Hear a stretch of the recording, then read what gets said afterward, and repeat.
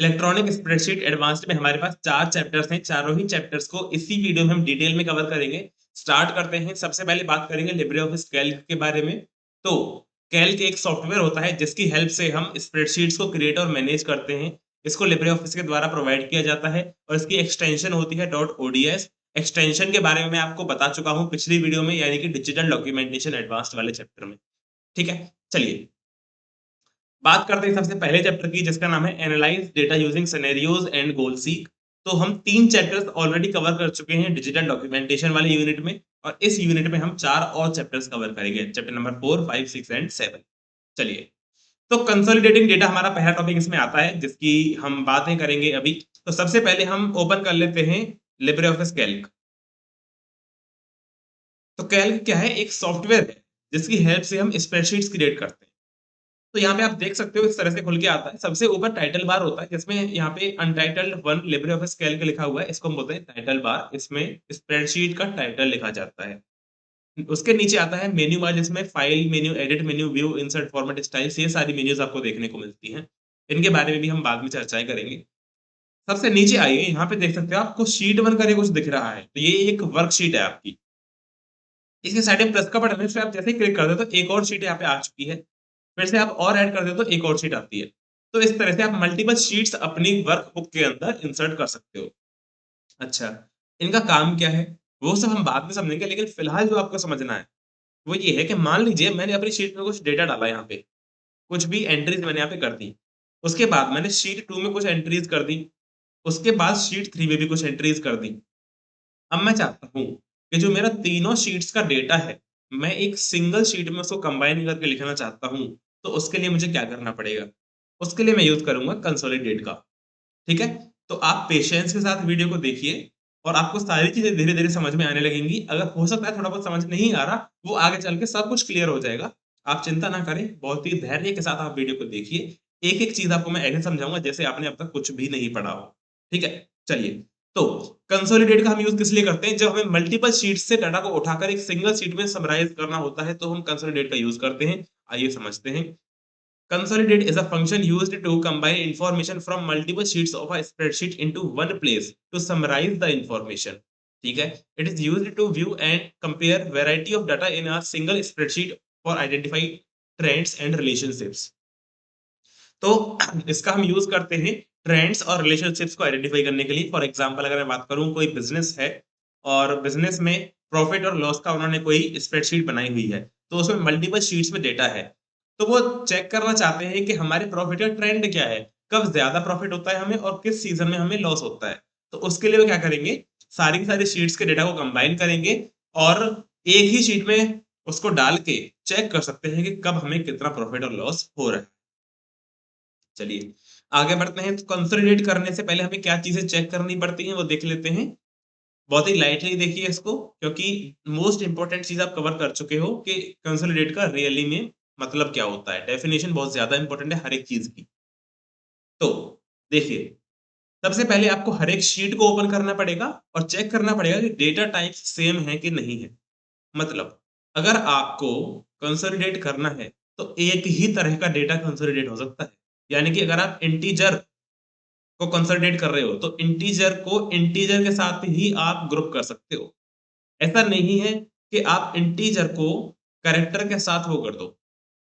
मुझे समझ नहीं आया, इंटीजर कैरेक्टर क्या बातें कर रहे हो आप? देखो, हमारे पास डेटा जो होता है उसमें आप कुछ भी लिख सकते हो, आप उसमें इंटीजर वैल्यूज़ डाल सकते हो, एबीसीडी भी डाल सकते हो। जब आपको डाटा को कंसोलिडेट करना है, तो आप एक ही तरह की वैल्यूज़ को कंसोलिडेट कर सकते हो, या तो इंटीजर इंटीजर को ही कर लो या फिर कैरेक्टर कैरेक्टर को ही कर लो। तो इसलिए आपको ये मेक श्योर करना है कि डेटा टाइप्स मस्ट मैच, ठीक है? डेटा का जो टाइप है वो मैच करना चाहिए। डेटा टाइप्स के बारे में हम डीप में पढ़ेंगे अगले यूनिट में, लेकिन फिलहाल आप इतना समझ लीजिए कि जो डेटा का टाइप है वो एक जैसा होना चाहिए। अच्छा, आगे बात करते हैं। लेबल्स लगे हुए होने चाहिए सभी शीट्स पे।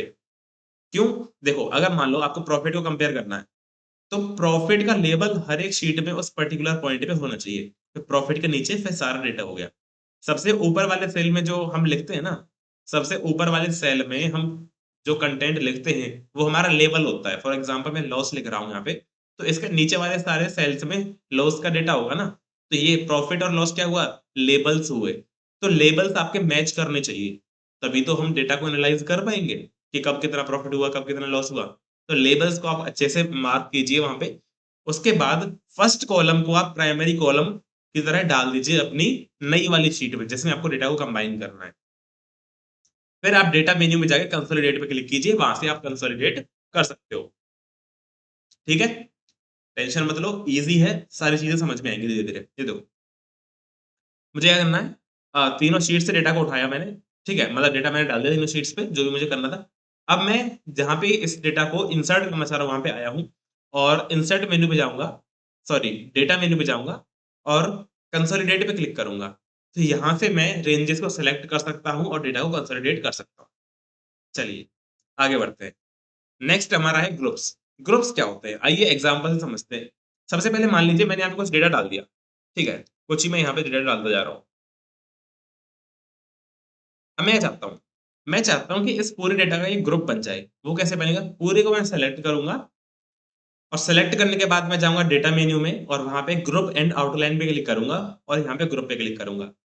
और मुझे रोज को ग्रुप करना है तो रोज पे क्लिक करूंगा, ओके करूंगा। तो आप एक चीज देख सकते हो, यहाँ पे एक माइनस का साइन बन के आया है।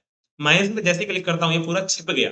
देखो रो 2 के बाद सीधा रो 9 दिख रही है मुझे, लेकिन जो रो 3 से लेके 7 8 तक है, रो 3 टू रो 8, वो सारी एक ग्रुप में छिपी हुई है। उनको मैं यहाँ पे प्लस साइन पे क्लिक करके देख सकता हूँ। ये होता है डेटा का ग्रुपिंग। आप ग्रुप्स बना सकते हो रो वाइज या फिर कॉलम वाइज। इससे क्या है कि आपको डेटा को ऑर्गेनाइज करने में आसानी होती है। चलिए अब थोड़ा इसकी थ्योरी पढ़ लेते हैं। ग्रुप्स क्या होते हैं, groups and outline in calc is used to create an outline of the selected data and can group rows and columns together so that one can collapse to hide it or expand it using a single click। ठीक है, तो आप single click से plus पे click करोगे तो वो expand हो जाएगा, माइनस पे क्लिक करोगे तो वो फिर से गायब हो जाएगा, कोलैप्स हो जाएगा। चलिए, तो आपको क्या करना है, डाटा को सिलेक्ट करना है, उसके बाद डेटा मेन्यू पे जाके ग्रुप एंड आउटलाइन पे क्लिक करना है, और फिर आप रोज या फिर कॉलम्स जिसको भी आपको ग्रुप करना है तो सिलेक्ट करिए, ओके कर दीजिए, ग्रुपिंग हो जाएगी। अच्छा, अब मैं चाहता हूँ ग्रुपिंग जो है वो ऑटोमेटिकली हो जाए, ऑटोमेटिक ग्रुपिंग हो जाए, उसके लिए मैं यूज करूंगा सबटोटल का। तो सबटोटल क्या होता है, subtotal tool in Calc creates the group automatically and applies common functions like sum, average on the grouped data. तो आपने जो डेटा को ग्रुप किया है ना, उस पे आप कुछ फंक्शंस भी अप्लाई कर सकते हो, जैसे कि सम है, एवरेज है। अच्छा, इसका फायदा क्या हुआ, मान लीजिए मेरे पास कोई शॉप है जिसमें मैंने कुछ प्रोडक्ट्स को बेचा। तो अब मैं क्या करूंगा, जैसे कि मेरे पास ये है, ये सीरियल नंबर हो गया, और ये हो गया मेरा प्रोडक्ट, और ये हो गई डेट, उसके बाद हो गई क्वांटिटी। अब मुझे क्या करना है, इनकी ग्रुपिंग करनी है। मान लीजिए कोई सामान मैंने कभी बेचा, फिर कोई सामान मैंने कभी बेचा।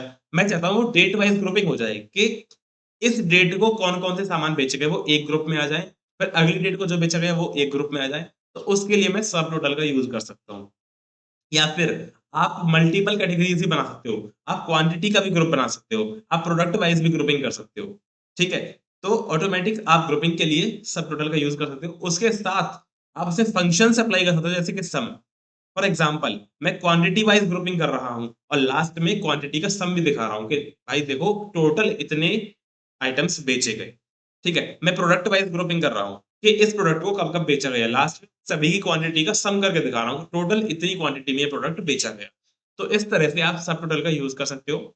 One can use any type of summary function for each column as per the requirement of data analysis। तो आप किसी भी तरह का डेटा ग्रुप कर सकते हो अपने रिक्वायरमेंट के according. It can group subtotals by using category and sorts them in ascending or descending order so that one needs not to use filters। तो आपको कोई भी काम करने की ज़रूरत है ही नहीं, वो सब कुछ अपने आप करके देता है, सॉर्टिंग वगैरह भी। तो डेटा मेन्यू में जाके आप सबटोटल्स का यूज़ कर सकते हो। इस तरह से आप ग्रुपिंग भी कर लोगे। Group indicators plus sign to expand, minus sign to collapse, ये आपको पता ही है पहले से। To remove the outline feature, go to data, group and outline और रिमूव आउटलाइन। तो आप इस तरह से रिमूव भी कर सकते हो। आपको जाना है, इसको सेलेक्ट करो और डेटा मेन्यू में जाके ग्रुप एंड आउटलाइन, और यहाँ पे रिमूव आउटलाइन का ऑप्शन है, इस पे क्लिक करोगे, ग्रुप रिमूव हो गया है। ठीक है? चलो भाई। नेक्स्ट है व्हाट इफ सिनेरियोस। तो इसमें क्या होता है, एक एग्जांपल से समझते हैं। जैसे कि सिंपल इंटरेस्ट का फॉर्मूला आपको पता होगा, principal into rate into time divide by 100। अगर मैं एक एग्जांपल के तौर पे बात करूं तो पहला मैं कैसे लेता हूं, जैसे प्रिंसिपल की वैल्यू है 1000 रुपए, रेट है आपका 2%, और टाइम है आपका 3 इयर्स। तो अगर आप इसको सॉल्व करते हो और सिंपल इंटरेस्ट निकालते हो, तो सिंपल इंटरेस्ट आएगा 1000 इंटू 2 इंटू 3 डिवाइड बाई 100, जिसकी वैल्यू आपकी आती है 60 रुपए। आप एक सेकंड केस लेते हो जिसमें आप प्रिंसिपल को चेंज करके 2000 रुपए कर रहे हो, तो फिर आपका सिंपल इंटरेस्ट कितना आएगा? आपका सिंपल इंटरेस्ट आ जाएगा 120 रुपीज। तो आपने तीसरा केस लिया, प्रिंसिपल को 2000 ही रहने दिया, लेकिन रेट को आपने चेंज करके 4% कर दिया, तो आपका सिंपल इंटरेस्ट कितना आ जाएगा? 240 रुपीज। हम यहाँ पे क्या कर रहे हैं? डिफरेंट डिफरेंट केस ले रहे हैं और उनके अकॉर्डिंग हमारा आउटपुट चेंज हो रहा है, यानी कि इनपुट की हम वैल्यूज को चेंज कर रहे हैं और उसके अकॉर्डिंग हम आउटपुट को ऑब्जर्व कर रहे हैं कि क्या वैल्यू हमारी निकल के आ रही है। इसीलिए अगर हम चाहते हैं कि ऐसा कोई फंक्शन हमारे पास हो हमारे लिब्रे ऑफिस कैल्क के अंदर जिसमें हम different different set of calculations को स्टोर कर सके, तो उस लिए हम यूज करते हैं व्हाट इफ सिनेरियोज। अब इसमें व्हाट और इफ का मतलब क्या है वो भी समझ लेते हैं। अगर मैं आपसे एक क्वेश्चन पूछूं कि what will be the value of simple interest, सुनना, what will be the value of simple interest if the rate is 4%, तो हमारे क्वेश्चंस के अंदर व्हाट और इफ वर्ड का यूज होता है, इसलिए हम इसको व्हाट इफ सिनेरियोज बोलते हैं। आइए इसकी डेफिनेशन समझते हैं और समझते हैं इसका क्या रोल है हमारे लिब्रे ऑफिस कैल्क में। तो what if scenario is a set of values that can be used with in the calculations in spreadsheet. तो हम सेट ऑफ वैल्यूज जिनको हम यूज करते हैं स्प्रेडशीट में, उसके लिए हम व्हाट इफ सिनेरियोज का यूज करते हैं। A name is given to the scenario and several scenarios can be created on the same sheet। तो जितनी भी आप कंडीशंस दे रहे हो, जितने आप सिनेरियोस दे रहे हो, हर एक कंडीशन को आप एक नाम दे सकते हो और सभी सिनेरियोस को एक सिंगल शीट में आप रख सकते हो। It is used to explore and compare various alternatives depending on changing conditions. इससे आप डिफरेंट डिफरेंट कंडीशंस को लगा के डिफरेंट ऑल्टरनेटिव्स को कंपेयर कर सकते हो, कंबाइन कर सकते हो एक ही जगह पे। It can be used in the beginning of any project to optimise the output. तो आउटपुट को ऑप्टिमाइज करने के लिए हम किसी भी प्रोजेक्ट में इसका यूज कर सकते हैं। आगे बढ़ते हैं, इसका यूज कर सकते हैं to predict the output while changing the inputs which reflects the output and thus one can choose the best plan of action based on it. तो आप इनपुट वैल्यूज को चेंज कर रहे हो, आउटपुट साथ ही साथ आपको मिल रहा है, तो उसको आप ऑब्जर्व करके बेस्ट एक्शन अपने लिए ले सकते हो। चलिए, तो इसके लिए आपको एक एग्जांपल दिया हुआ है कि एक बंदा कार लोन ले रहा है, तो वो क्या चीजें देखेगा? नंबर ऑफ ईयर्स, जितने साल के लिए उसको लोन कराना है, और total amount of car loan, कितना टोटल अमाउंट रहेगा जो प्रिंसिपल अमाउंट है। तो उसके लिए आपके पास दो फैक्टर्स हैं, एक है आपका प्रिंसिपल अमाउंट और दूसरा है नंबर ऑफ ईयर्स। तो उसी से आपकी ईएमआई वो कैलकुलेट करेगा। तो वो सिनेरियोज की हेल्प से प्रिंसिपल अमाउंट के डिफरेंट वैल्यूज और ईयर्स के डिफरेंट वैल्यूज डाल डाल के चेक कर सकता है कि उसकी ईएमआई कितनी निकल के आ रही है। ठीक है, उम्मीद है समझ में आ गया होगा। तो टूल्स मेन्यू में आपको सिनेरियो का ऑप्शन मिलता है। आगे बात करते हैं व्हाट इफ एनालिसिस टूल। तो इसमें क्या होता है? इसमें जो आउटपुट है ना, उसको एक ड्रॉप डाउन लिस्ट की हेल्प से डिस्प्ले किया जाता है। मतलब अगर जैसे मैंने व्हाट इफ सिनेरियोज की बात की थी, तो जितने भी मेरे सिनेरियोज हैं वो सारे एक लिस्ट में ऐड हो जाएंगे और जिनके बीच में आप नेविगेट कर सकते हो। चलिए बात करते हैं। What if tool uses data multiple operations and is a beginning planning tool for what if questions. In this, the output is not shown in the same cells, whereas it uses a drop down list to display the output depending upon the input. तो different different inputs आपके drop down में add होते जाएंगे, आप वहां से list में से सेलेक्ट कर सकते हो। The multiple operations tool creates a formula array to display the list of results applying the formula on a list alternative values used in the formula. तो ये क्या करता है? आपको फॉर्मूला डालना होता है इसमें और आप वैल्यूज डालोगे और ये आपको डिफरेंट डिफरेंट रिजल्ट्स शो करता रहेगा। This tools uses two arrays of cells, one contains input values and second uses the formula and displays the result. तो आपके पास दो एरे होते हैं। एरे क्या होता है? जैसे कि एक ही जैसा डेटा जिसमें होता है उसको हम एरे बोलते हैं। तो दो एरे का ये यूज करता है, एक में हम इनपुट वैल्यूज डालते जाते हैं और दूसरे में ये फॉर्मूला का यूज करके आउटपुट वैल्यूज आपको दिखाता जाता है। चलिए, तो ये बहुत ज्यादा हेल्पफुल है when we want to know how much profit we earn for a particular product for a series of selling units.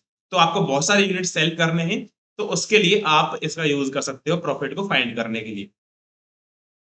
Goal seek क्या होता है? गोल सीक में हम उल्टा काम करते हैं। अभी तक हम क्या कर रहे थे? सिंपल इंटरेस्ट के अंदर जैसे principal into rate into time by 100 था, तो हम प्रिंसिपल देते थे, रेट देते थे और टाइम देते थे और सिंपल इंटरेस्ट निकल के आ जाती थी। अब मैं क्या करूँगा, मैं उससे कहूँगा कि मैं प्रिंसिपल इतना दे रहा हूँ, रेट इतना दे रहा हूँ और सिंपल इंटरेस्ट इतना दे रहा हूँ, मुझे टाइम बताओ। यानी कि हम उल्टा काम कर रहे हैं, हम आउटपुट पहले ही दे रहे हैं और इनपुट चाहते हैं कि इनपुट कितना होना चाहिए। उसके लिए हम गोल सीक का यूज़ करेंगे। समझते हैं। Goal seek helps in finding out the input for the specific output. For example, if you want to know the number of units produced to get the desired output, then goal seek analysis tool. तो आप समझ गए होंगे कि आपको अगर output पता है पहले से कि मुझे इतना आउटपुट चाहिए, तो कितना इनपुट दूँ वो निकालना है आपको, तो उसके लिए आप गोल सीक का यूज़ कर सकते हो। तो एग्ज़ाम्पल यहाँ पे दिया हुआ है कि आप अगर डाल दो कि मुझे इतने यूनिट्स का प्रोडक्शन करना है, तो आप जो है गोल सीक का यूज़ कर सकते हो। ठीक है? टूल्स मेन्यू में आपको गोल सीक का ऑप्शन देखने को मिलता है। अगला चैप्टर है यूजिंग मैक्रोज इन स्प्रेडशीट। आइए समझते हैं कि मैक्रो क्या होते हैं। मान लीजिए मुझे कुछ कमांड्स बार-बार देनी पड़ती हैं अपनी स्प्रेडशीट के अंदर, जिनको करने में मुझे बहुत ज़्यादा समय लगता है। अगर मैं चाहूँ तो उन कमांड्स की एक रिकॉर्डिंग करके रख सकता हूँ और जब भी मुझे ज़रूरत पड़े तो एक सिंगल क्लिक में सारी की सारी कमांड्स को रन करा सकता हूँ।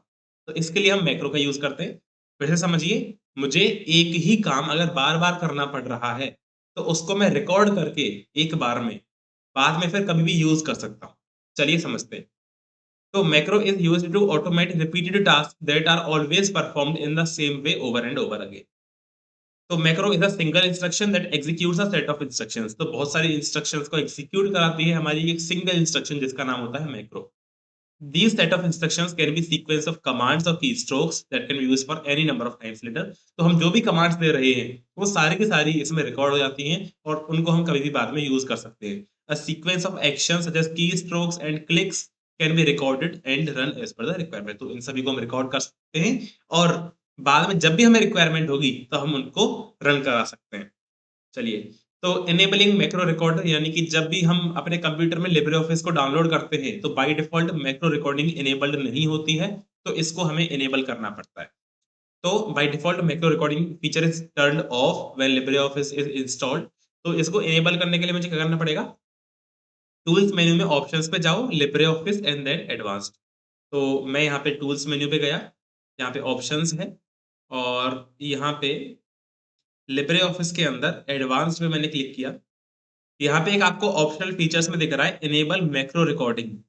इस पे कर दूँगा मैं टिक, अप्लाई करूँगा और ओके कर दूँगा। तो यहाँ पे मैक्रो रिकॉर्डिंग इनेबल हो चुकी है। तो चेक मार्क किया मैंने इनेबल मैक्रो रिकॉर्डिंग पे और अब यहाँ पे हम मैक्रो रिकॉर्डिंग स्टार्ट कर सकते हैं। यानी कि अभी रिकॉर्डिंग स्टार्ट नहीं हुई है। स्टार्ट करने का ऑप्शन हमारे पास अब इनेबल हो चुका है। आप मैक्रो रिकॉर्डिंग को स्टार्ट कर सकते हो। कहाँ से? मैं जाऊँगा टूल्स मेनू में और यहाँ पे मैक्रोज़ का मुझे ऑप्शन मिलेगा। यहाँ पे, ये रहा रिकॉर्ड मैक्रो का ऑप्शन। यहाँ से मैं रिकॉर्डिंग स्टार्ट कर सकता हूँ।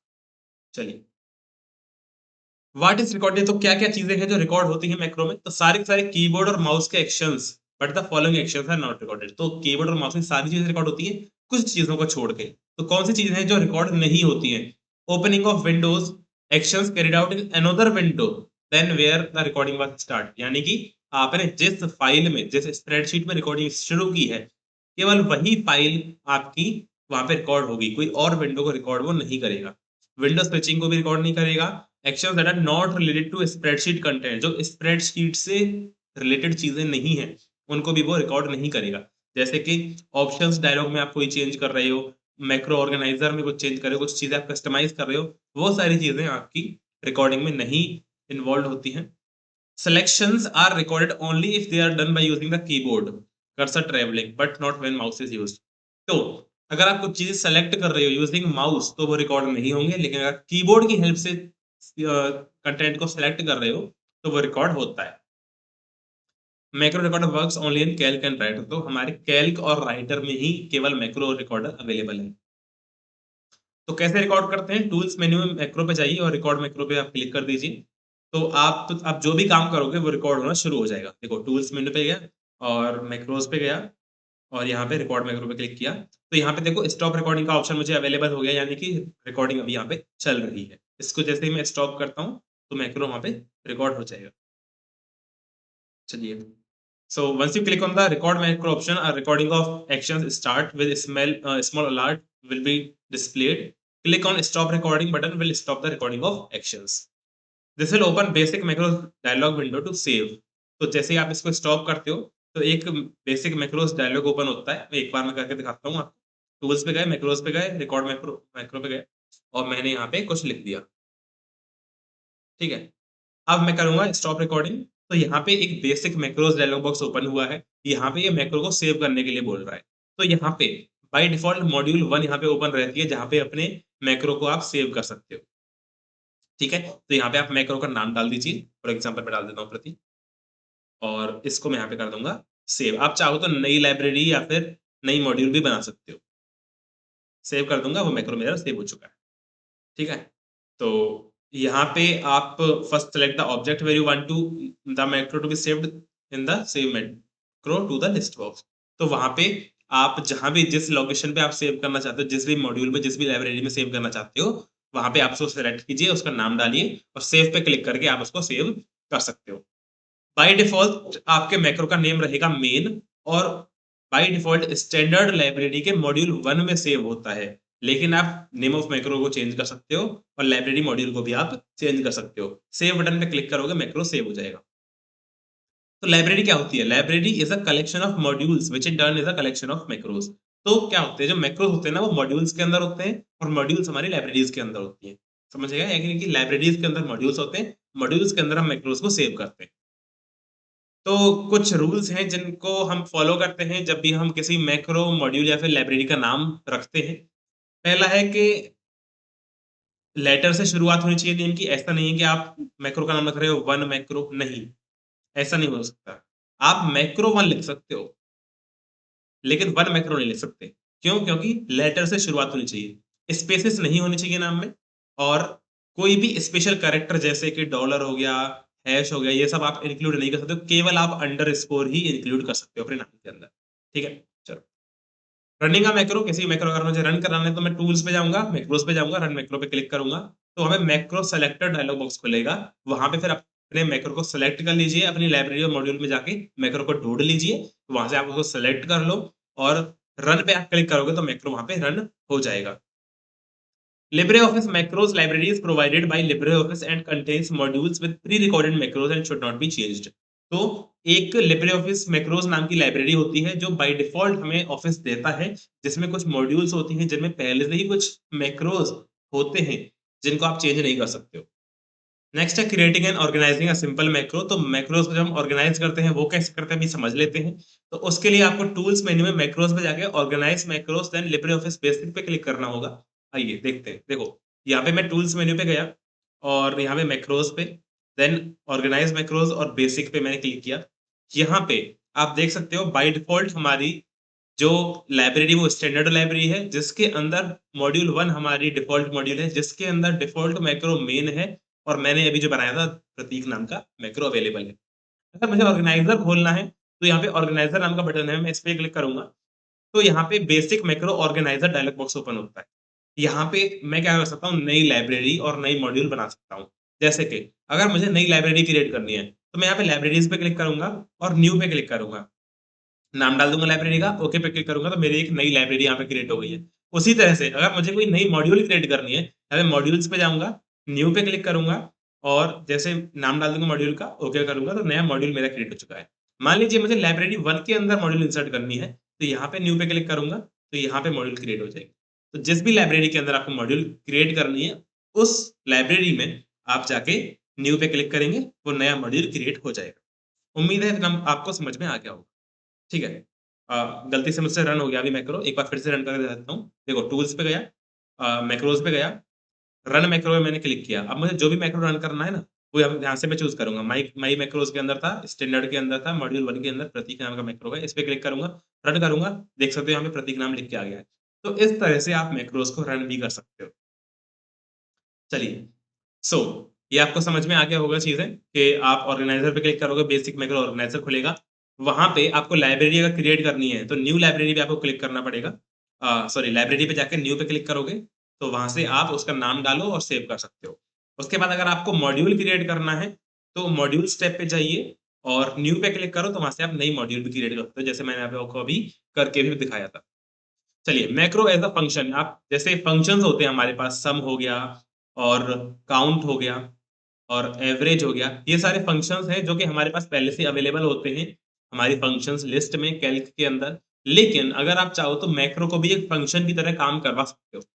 तो a function is capable of accepting arguments और वैल्यूज, मतलब फंक्शन के हम अंदर हम वैल्यूज डालते हैं। फॉर एग्जांपल मुझे सम करना है, तो सम करना है 1 और 2 का, तो इस तरह से मैंने इसमें 2 आर्ग्यूमेंट्स डाले, आर्ग्यूमेंट्स यानी कि जो वैल्यूज मैंने फंक्शन के अंदर डाली 1 और 2, तो आंसर क्या दे देगा, ये 3 दे देगा। It can perform operations on the arguments, ये 1 और 2 पे इसने ऑपरेशन परफॉर्म किया एडिशन का, तो ये आर्ग्यूमेंट्स पे ऑपरेशन परफॉर्म करता है। Perform calculations and return the result, और रिटर्न करता है रिजल्ट को। रिटर्न करना मतलब आंसर देना, तो हमारा जो फंक्शन है वो रिजल्ट को निकाल के देता है, आउटपुट।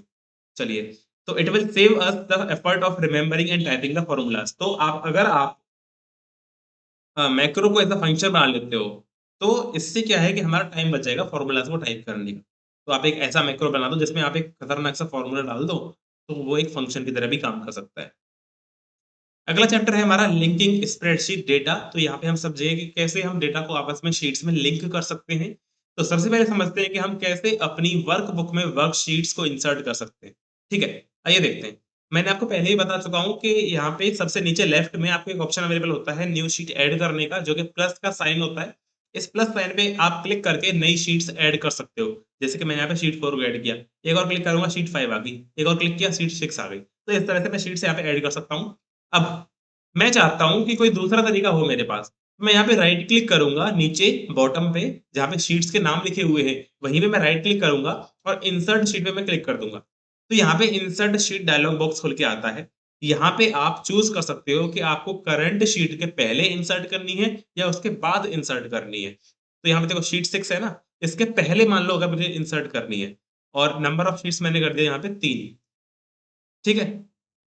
और मैं यहाँ पे करूँगा ओके। आप यहाँ पे नाम भी डाल सकते हो शीट्स का। तो मैं यहाँ पे ओके करूँगा। उसके बाद आप देख सकते हो कि शीट 5 के बाद शीट 7, 8 और 9 यहाँ पे शीट 6 से पहले आ चुकी है। तो इस तरह से भी आप शीट्स को इंसर्ट कर सकते हो। तीसरा तरीका क्या है, आप शीट मेन्यू पे जाइए और यहाँ पे इंसर्ट शीट पे क्लिक कीजिए। तो सेम तरीके से आप यहाँ से भी शीट्स को इंसर्ट कर सकते हो। चलिए, आगे बढ़ते हैं। तो ये चीज़ आपको क्लियर हो गई होगी। तो यहाँ पे वही लिखा हुआ है कि प्लस साइन की हेल्प से कर सकते हो, या फिर शीट टैब पे आप कहीं भी राइट क्लिक करके इंसर्ट शीट पे क्लिक करोगे, तो वहाँ से भी आप नई शीट इंसर्ट कर सकते हो, या फिर आप शीट मेन्यू पे जाके इंसर्ट शीट पे जाके भी कर सकते हो शीट्स को इंसर्ट। चलिए, अब बात करते हैं creating reference to other sheets. अगर आपको दूसरी शीट्स से कुछ लिंकिंग या फिर रेफरेंस करना है, तो वो कैसे करोगे? देखिए, अगर मान लीजिए मेरे पास कुछ यहाँ पे देखो कुछ एक्स्ट्रा शीट्स पड़ी है, पहले इनको मैं रिमूव कर देता हूँ, ठीक है? डिलीट कर दिया, ये भी डिलीट कर दी, इसको भी डिलीट करते हैं, इसको भी डिलीट करते हैं, इसको भी डिलीट और इसको भी डिलीट। देखो, फॉर एग्ज़ाम्पल शीट 1 में मैंने यहाँ पे लिखा 5, शीट 2 में मैंने यहाँ पे लिखा 10। अब मैं चाहता हूँ इन दोनों का सम मेरे पास यहाँ पे शीट 3 में आ जाए, ठीक है? तो मैं क्या करूँगा, इज़ इक्वल टू लिखूँगा सबसे पहले और सम, फिर ब्रैकेट शुरू करूँगा और शीट 1 पे जाऊँगा, उस सेल पे क्लिक करूँगा, ठीक है? फिर वापस आऊँगा यहाँ पे और कॉमा लगाऊँगा, क्योंकि मुझे एक से ज़्यादा वैल्यूज़ का सम निकालना है। तो पहला शीट का रेफ़रेंस लिया, कॉमा लगाया, फिर दूसरी शीट पे गया, उसका यहाँ पे क्लिक करके रेफ़रेंस मिल गया और यहाँ पे आके मैं ब्रैकेट कर दूँगा क्लोज़, एंटर प्रेस करूँगा, आप देख सकते हो 15 मेरा सम आ चुका है। देखो 5 इधर था, 10 इधर था, दोनों का जोड़ के यहाँ पे 15 आंसर आ गया। तो इस तरह से आप डिफरेंट शीट्स से रेफ़रेंस उठा सकते हो। अब यहाँ पे आप कोई भी चेंज करोगे ना, मैंने मान लो यहाँ पे 5 को चेंज करके यहाँ पे मैंने कर दिया 9, तो देखो सम भी 15 की जगह पे 19 हो जाएगा मेरा। यहाँ पे देखो 19 आंसर हो गया अपने आप। तो इस तरह से आप रेफरेंस क्रिएट कर सकते हो डिफरेंट शीट्स से। तो यहाँ पे वही दिया गया है कि पहले जहाँ पे आपको रेफरेंस लेके आना है, वहाँ पे हेडिंग्स वगैरह आप डाल लीजिए और फाइनल रिजल्ट नाम उसको दे दीजिए जो भी देना है आपको।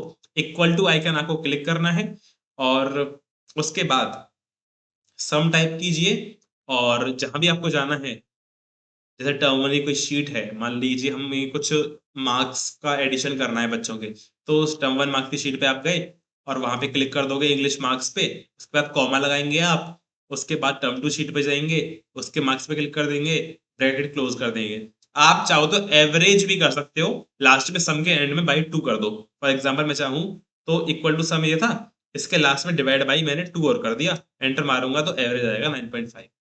तो इस तरह से भी आप कर सकते हो। तो जितने भी आपके सब्जेक्ट्स हैं उनका एवरेज निकालना है, तो जितने भी सब्जेक्ट्स हैं उनके नंबर से डिवाइड कर दो, एवरेज आ जाएगा। तो इस तरह से आप यहाँ पे भी कर सकते हो। एंटर प्रेस करोगे, आपका एवरेज वहाँ पे डिस्प्ले हो जाएगा। चलिए, आगे बढ़ते हैं। Any changes made to marks in term one, term two will be reflected, ठीक है? तो जो भी हम वहाँ पे चेंजेस करते हैं, वो अपने आप रिजल्ट में आ जाता है answer. An alternative could be to type the reference. अब ये तो हमने सीखा माउस से करने का। दूसरा तरीका है कीबोर्ड से करने का।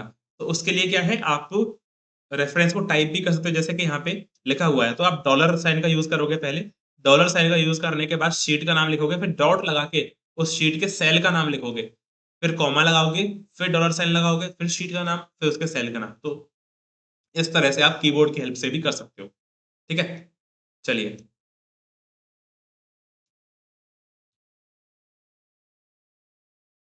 अगर शीट के नाम में स्पेसेस हैं, तो आप सिंगल कोट्स का यूज़ कर सकते हो, ठीक है?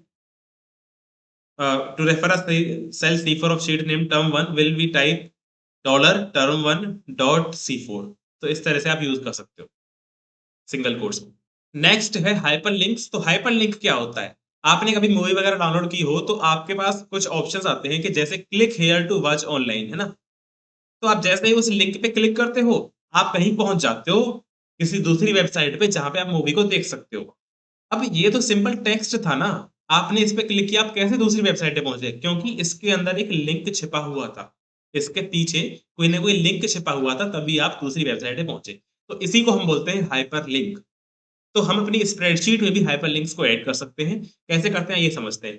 तो hyperlinks are used to jump to a document stored at a different location from within a document.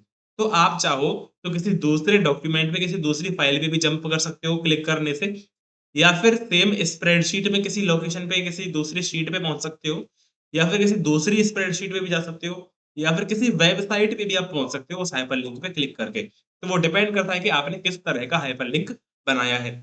चलिए, 2 तरह के हाइपरलिंक हमारे पास होते हैं, रिलेटिव और एब्सोल्यूट। दोनों का डिफरेंस समझते हैं। पहले समझते हैं एब्सोल्यूट क्या होता है। एब्सोल्यूट में क्या होता है ना कि हम एग्ज़ैक्ट लोकेशन डालते हैं। एग्ज़ैक्ट लोकेशन हम डालते हैं उस फ़ाइल की जो हमारी डेस्टिनेशन फ़ाइल है। किसकी लोकेशन होती है हमारी? डेस्टिनेशन की। तो अब हम जैसे ही लिंक पे क्लिक करेंगे, तो वो हमें वहाँ पे पहुँचा देगा। अब एक बात समझिए, मेरी जो स्प्रेडशीट है, उसमें मेरे पास हाइपरलिंक है। उस लिंक पे जैसे ही क्लिक करूँगा, वो डेस्टिनेशन पे पहुँचा देगा। लेकिन क्या हो अगर मैंने उस पर्टिकुलर फ़ाइल की लोकेशन चेंज कर दी जहाँ पे हमें जाना था? मान लीजिए एक फ़ोल्डर है ए, जिसके अंदर मेरी फ़ाइल है बी। तो मैंने उसको लोकेशन दे दी एग्ज़ैक्ट कि ए फ़ोल्डर के अंदर जाना है और वहाँ पे बी फ़ाइल को ढूँढना है, वहाँ मुझे पहुँचा देना। क्या हुआ, मैंने बी फ़ाइल को उठा के कहीं और रख दिया ज़ेड नाम के फ़ोल्डर में। तो क्या होगा, रिलेटिव जो हमारा एब्सोल्यूट लिंक है वो काम नहीं करेगा, क्योंकि उसको पता था एग्जैक्ट लोकेशन जो कि ए फोल्डर के अंदर थी, लेकिन अब वहां से मेरी फाइल गायब हो चुकी है, तो अब मेरा एब्सोल्यूट लिंक काम नहीं करेगा। अब यहाँ पे बात आती है रिलेटिव लिंक की। थ्योरेटिकली भी समझाऊंगा और क्लियर हो जाएगा, पहले भी सुन लीजिए। रिलेटिव लिंक में क्या होता है कि रिलेटिव पोजीशन डिफाइन की जाती है, जैसे कि एक ही फोल्डर है मेरा जिसमें सोर्स है और डेस्टिनेशन भी उसी में है। तो इसने इस तरह से लिंक किया है कि इसी फ़ोल्डर में ढूँढ लो, वो मिल जाएगा कहीं न कहीं।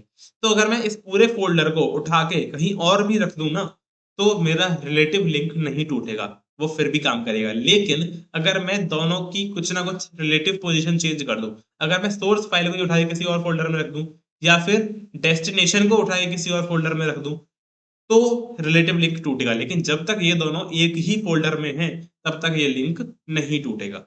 एब्सोल्यूट लिंक कब टूटेगा? जैसे ही मैं डेस्टिनेशन फ़ाइल को इधर-उधर करूँगा तभी टूट जाएगा। लेकिन रिलेटिव तब टूटेगा जब मैं दोनों की रिलेटिव पोज़ीशन को चेंज करूँगा। आइए अब उसकी थ्योरी समझते हैं, तो आपको अच्छे से क्लियर हो जाएगा। An absolute hyperlink stores the complete location where the file is stored. So if the file is removed from the location, absolute hyperlink will not work. समझ में आ गया? एग्जाम्पल सी के अंदर यूजर्स एडमिन डाउनलोड्स ये सब में मैंने एक एब्सोल्यूट लिंक बनाया है, तो ये कंप्लीट मैंने लोकेशन उसको दे दी है फाइल की। अब रिलेटिव लिंक में क्या होता है, store the location with respect to the current location. For example admin के अंदर डाउनलोड्स के अंदर यहाँ पे जाना है मुझे, is a relative hyperlink as it is dependent on the current location and thus the folder admin is searched where the active spreadsheet is being stored। तो जिस फ़ोल्डर के अंदर मेरी स्प्रेडशीट है, केवल उसी के अंदर वो चीज़ें सर्च होंगी। If the complete folder containing the active spreadsheet is moved to another location, the relative link will still be accessible. यानी कि अगर मैं पूरे के पूरे फ़ोल्डर को उठा के कहीं और रख दूँ, तो रिलेटिव लिंक फिर भी काम करेगा, क्योंकि उसी फ़ोल्डर के अंदर मेरा डेस्टिनेशन फ़ाइल भी है। As it is bound to the source folder where the active spreadsheet is stored. उम्मीद है समझ में आ गया। बहुत ही ज़्यादा इंपोर्टेंट क्वेश्चन है, एग्ज़ाम में पक्का आएगा, स्क्रीनशॉट ले लो। चाहिए। अब हम बात करते हैं क्रिएटिंग हाइपरलिंक्स। तो इंसर्ट मेन्यू पे जाके आप हाइपरलिंक पे क्लिक करोगे, तो वहाँ पे एक हाइपरलिंक डायलॉग बॉक्स ओपन होगा। तो वहाँ से आप हाइपरलिंक को इंसर्ट कर सकते हो। एक बार देखते हैं, आप इंसर्ट मेन्यू पे जाओगे, यहाँ पे कोई हाइपरलिंक का आपको ऑप्शन दिख रहा है। इसे आप जैसे ही क्लिक करते हो, तो आप यहाँ पे यूआरएल डाल सकते हो, या फिर आपको कोई डॉक्यूमेंट का लिंक डालना है, तो आप उसका पाथ, उसका टारगेट डाल सकते हो। कोई नया डॉक्यूमेंट बनाना चाहो, तो वो भी कर सकते हो। तो इस तरह से आपको जो भी डेस्टिनेशन बनानी है, वो आप यहाँ पे डाल सकते हो लिंक। ठीक है? चलिए, कहाँ पे थे हम? यहाँ पे। Then click on the target button to choose the sheet which is to be hyperlinked. तो आप टारगेट पे क्लिक करोगे, वहाँ से शीट को चूज़ कर सकते हो। Target in document helps to specifically choose a target in the document, जैसे sheet, tables, frames, images, headings, कोई भी आप टारगेट वहाँ पे चूज़ कर सकते हो। अप्लाई पे क्लिक करोगे, क्लोज़ पे क्लिक करोगे, आपका जो हाइपरलिंक है, उसका टारगेट वहाँ पे सेट हो जाएगा। फिर आप उसमें टेक्स्ट डाल दो कि जो आप दिखाना चाहते हो। जैसे आप साइड्स पे लिखा होता है क्लिक हियर, तो इस तरह से आपको जो भी टेक्स्ट बाहर लिखना है, वो आप वहाँ पे डाल सकते हो टेक्स्ट बॉक्स के अंदर। उसके बाद आप वहाँ पे ओके करोगे, तो आपका हाइपरलिंक वहाँ पे ऐड हो जाएगा। ठीक है? एक बार फिर से देख लेते हैं। जैसे आप वहाँ पे गए, इंसर्ट पे गए और यहाँ पे हाइपरलिंक पे क्लिक किया, तो यूआरएल आपने डाला जो भी है, फिर आप टेक्स्ट डाल सकते हो जो भी आप दिखाना चाहते हो बाहर, जैसे आपने यहाँ पे लिख दिया क्लिक हियर। ठीक है? उसके बाद यहाँ पे अप्लाई करके ओके पे क्लिक करोगे, तो हाइपरलिंक अप्लाई हो जाएगा। कंट्रोल बटन के साथ जब आप क्लिक करोगे उस हाइपरलिंक पे, तब वो लिंक आपका ओपन हो जाएगा। यहाँ पे लिखा हुआ भी होगा कि to open hyperlinked sheet press control plus click. चलिए, आगे बढ़ते हैं। एडिटिंग अ हाइपरलिंक, किसी भी हाइपरलिंक को अगर हमें एडिट करना है, तो वो कैसे करेंगे हम? कर्सर को कहीं भी आप लिंक पे लेके आइए और वहाँ पे राइट क्लिक कर दीजिए। तो एक कॉन्टेक्स्ट मेन्यू वहाँ पे ओपन होती है। वहाँ पे आपको एडिट हाइपरलिंक पे क्लिक करना है, तो हाइपरलिंक का सेम बॉक्स वहाँ पे खुल जाएगा और वहाँ पे आपको जो भी चेंज करना है, वो आप कर सकते हो। आप चाहो तो उसको रिमूव भी कर सकते हो, वहाँ पे रिमूव का ऑप्शन होता है, उससे आप लिंक को हटा भी सकते हो।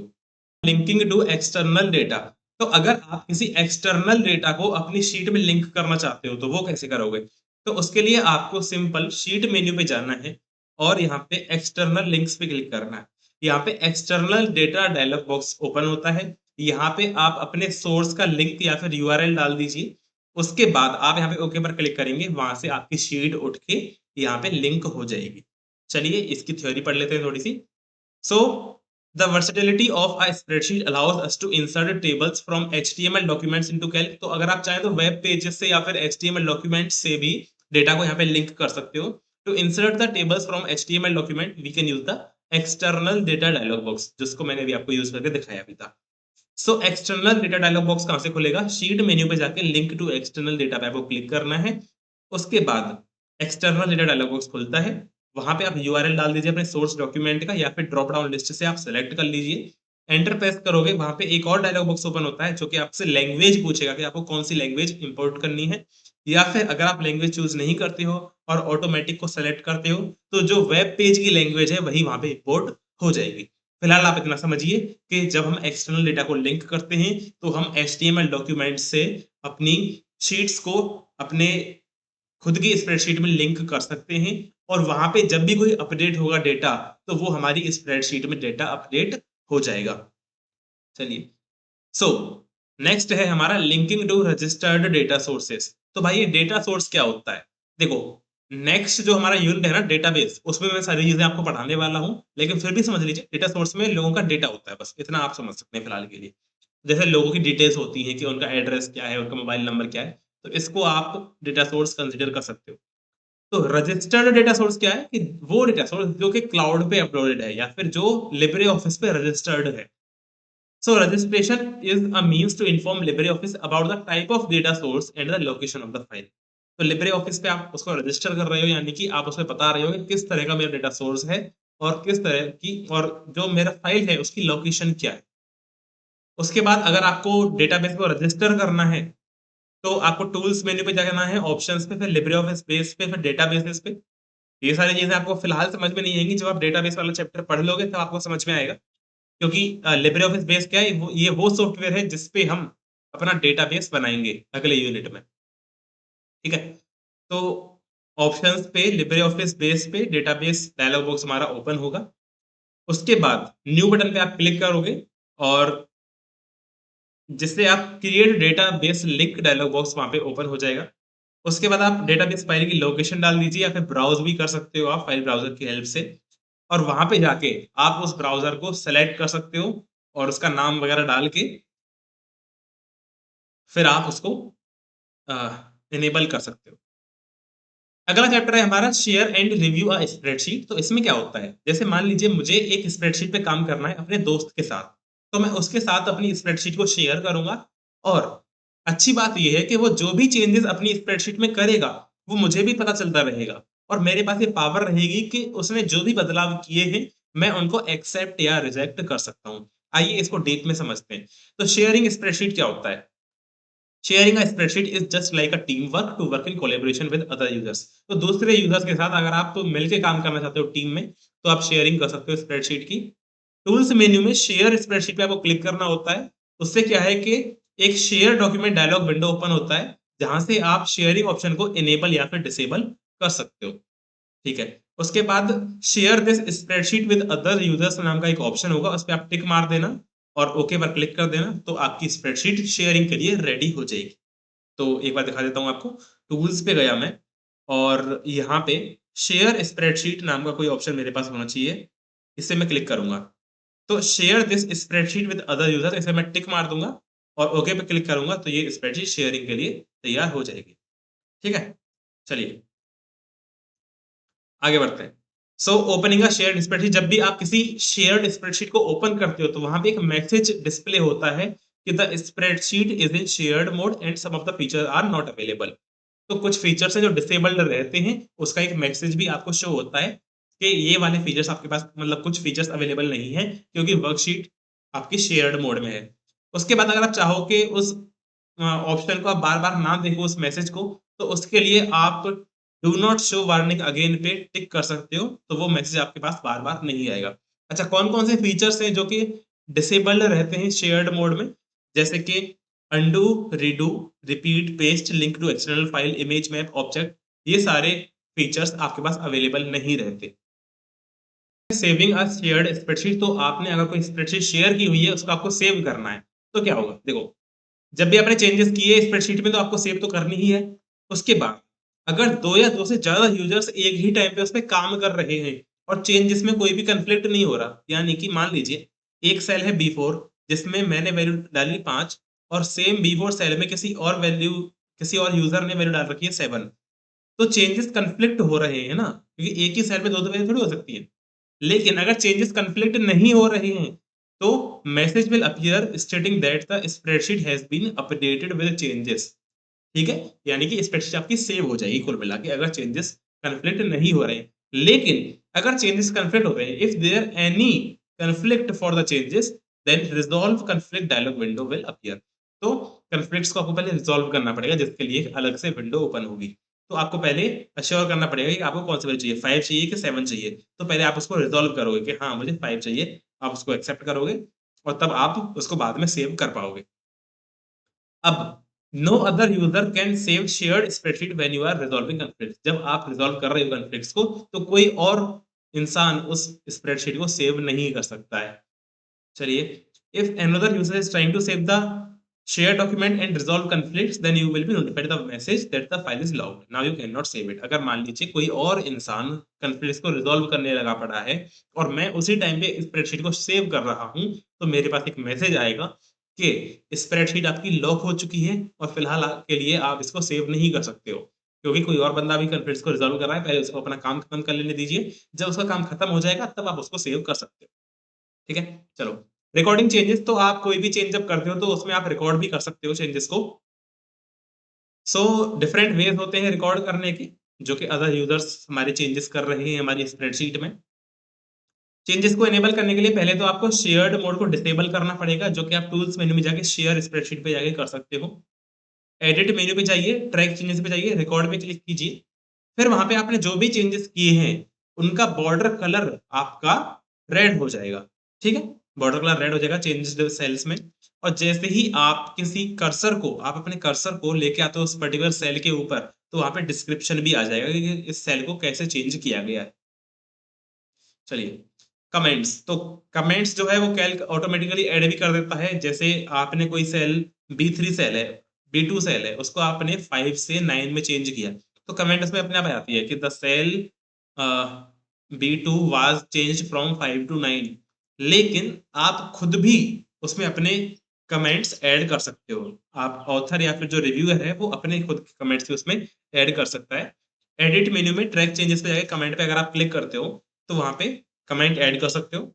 इंसर्ट मेन्यू पे जाइए और कमेंट पे क्लिक कीजिए और you can observe a colored dot in upper hand corner of the cell where the comment is added using insert comment।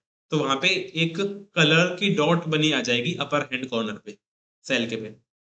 अगर आपको कमेंट को एडिट, डिलीट, शो या फिर हाइड करना है तो आपको राइट क्लिक करना है, एडिट कमेंट पे क्लिक करना है, या फिर अगर आपको डिलीट करना है तो राइट क्लिक करके डिलीट कमेंट पे क्लिक करना है। अगर शो करना है तो राइट क्लिक करके शो कमेंट पे क्लिक करना है। अगर हाइड करना है तो राइट क्लिक करके हाइड कमेंट पे क्लिक करना है। चलिए आगे बढ़ते हैं। फॉर्मेटिंग कमेंट, अगर आपको कमेंट में कुछ चेंजेस करने, it means changing the background colour, border style and transparency of a comment. तो इसके लिए आप राइट क्लिक करोगे, फॉर्मेट सेल्स पे क्लिक करोगे, वहां पे आप बहुत सारे फॉर्मेटिंग फीचर्स अप्लाई कर सकते हो, जैसे कि font, font effects, alignment, border, background and cell protection. Change the font, text colour, fill colour, line colour for the comment box as desired and click okay. तो वहां से आप जो भी आपको text colour, fill colour, line colour जो भी आपको चेंज करना है, वहां से आप कमेंट को फॉर्मेटिंग कर सकते हो। रिव्यूइंग चेंजेस, अगर आपको चेंजेस को रिव्यू करना है कि मुझे ये वाला चेंज चाहिए कि नहीं चाहिए, कोई वैल्यू 5 से 9 की गई है तो आप उसको एक्सेप्ट करना चाहते हो या रिजेक्ट करना चाहते हो, उसके लिए आप एडिट मेन्यू पे जाओगे, ट्रैक चेंजेस पे क्लिक करोगे, शो पे क्लिक करोगे, तो आपको सारे के सारे चेंजेस देखने को मिल जाएंगे। तो एडिट मेन्यू में ट्रैक चेंजेस पे जाके मैनेज पे आप क्लिक करोगे तो वहां पे आप एक्सेप्ट और रिजेक्ट कर सकते हो चेंजेस को। यहाँ पे manage changes dialog window open होती है। यहाँ पे आप एक्सेप्ट या फिर एक्सेप्ट ऑल या फिर रिजेक्ट ऑल बटन्स का यूज कर सकते हो चेंजेस को रिव्यू करने के लिए। एक्सेप्ट ऑल करोगे तो सारे चेंजेस एक्सेप्ट हो जाएंगे, रिजेक्ट ऑल करोगे तो सारे चेंजेस रिजेक्ट हो जाएंगे। मर्जिंग शीट्स में क्या होता है कि मान लीजिए बहुत सारे यूजर्स ने आपको शीट्स दी चेंजेस करने के बाद, तो आप उनको मर्ज करके एक साथ चेंजेस को एक्सेप्ट या फिर रिजेक्ट कर सकते हो। If same spreadsheet is reviewed by different team members and you have two different versions of the same spreadsheet file, तो आप इसको मर्ज करके काम कर सकते हो। तो एडिट मेन्यू में ट्रैक चेंजेस पे जाके मर्ज डॉक्यूमेंट पे आपको क्लिक करना होता है। सेम तरीका होता है कंपेयरिंग शीट्स में। अगर बहुत सारे यूजर्स ने आपको शीट्स दी है तो instead of merging two spreadsheet one can compare the two spreadsheet by comparing the documents. तो आप कंपेयर भी कर सकते हो। इसके लिए आपको एडिट मेन्यू में ट्रैक चेंजेस पे जाके कंपेयर डॉक्यूमेंट पे क्लिक करना होता है। ठीक है, तो यहाँ पे हमारा चैप्टर होता है समाप्त। Thank you.